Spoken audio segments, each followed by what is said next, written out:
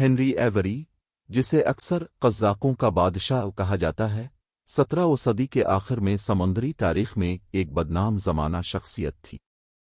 1653 کے آس پاس انگلینڈ میں پیدا ہونے والے ہر ایک کی زندگی اور کارنامے اسرار اور افسانوں میں گھرے ہوئے ہیں۔ اس کی کہانی ایڈونچر، بحری قزاقی اور سازش میں سے ایک ہے جو کیریبین بحری قزاقی کے دور پر انمٹ نشان چھوڑتی ہے۔ ہر ایک کی ابتدائی زندگی نسبتاً نامعلوم ہے، اس کی پرورشہ خاندانی پس منظر کے بہت کم دستاویزی ثبوت موجود ہیں۔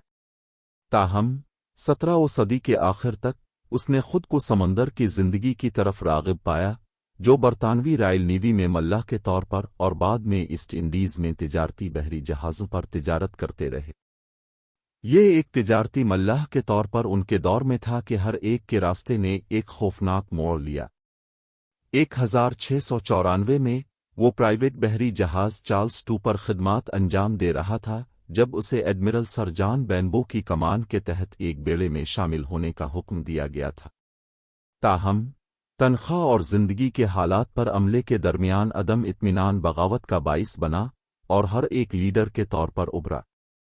بغاوت کے بعد ہر اور اس کے ساتھی سازشکاروں نے چارلس ٹو کے کنٹرول پر قبضہ کر لیا، اسے فینسی کا نام دیا اور بحر ہند کے پانیوں میں بحری قزاقی کا رخ کیا۔ ایوری کی قیادت میں فینسی خطے کے سب سے زیادہ خوفناک جہازوں میں سے ایک بن گئی، جس نے برطانوی، ڈچ اور پرتگالی سمیت مختلف یورپی طاقتوں سے تعلق رکھنے والے تجارتی بحری جہازوں کا شکار کیا۔ ہر ایک کا سب سے زیادہ بدنام زمانہ کارنامہ 1695 میں اس وقت ہوا جب اس نے موجودہ عمان کے ساحل پر مغل خزانے کے جہاز گنج سوائی پر ایک بہادر حملے میں فینسی کی قیادت کی۔ گنج سوائی پر سوار خزانہ کو بحری قزاقوں کے قبضے میں لیا گیا سب سے امیر ترین ذخیرہ کہا جاتا ہے، جس نے یورپی طاقتوں کی طرف سے ہر ایک اور اس کے عملے کو پکڑنے کے لیے بڑے پیمانے پر تلاش شروع کی۔ چھاپے کی کامیابی نے بحری قزاقوں کے درمیان ہر ایک کو افسانوی مقام تک پہنچا دیا اور اسے ادر آرچ پائرٹ کا لقب حاصل کیا۔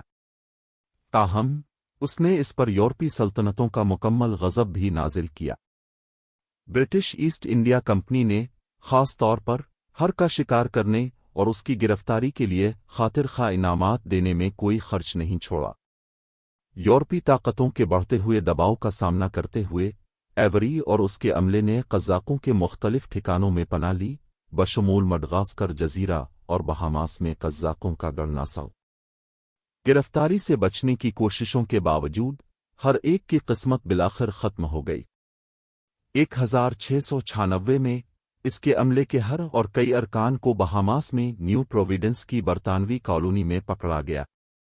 تاہم ہر خود گرفتاری سے بچنے میں کامیاب ہو گیا اور تاریخی ریکارڈ سے غائب ہو گیا، اسرار اور سازش کی میراث چھوڑ کر۔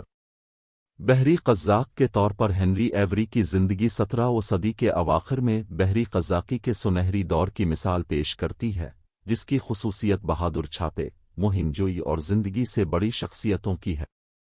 اگرچہ اس کے کارناموں کو صدیوں سے رومانوی اور افسانوی شکل دی گئی ہے، وہ سمندر میں زندگی کی تلخ حقیقتوں اور اس وقت کی پیچیدہ جغرافیائی سیاسی حرکیات پر بھی روشنی ڈالتے ہیں۔ اس کی حتمی گمشدگی کے باوجود ایوری کی میراث قزاقی کی تاریخ کی تاریخوں میں زندہ رہتی ہے اور اسے بلند سمندروں پر سفر کرنے والی سب سے زیادہ بدنام اور پراسرار شخصیت کے طور پر امر کر دیتا ہے۔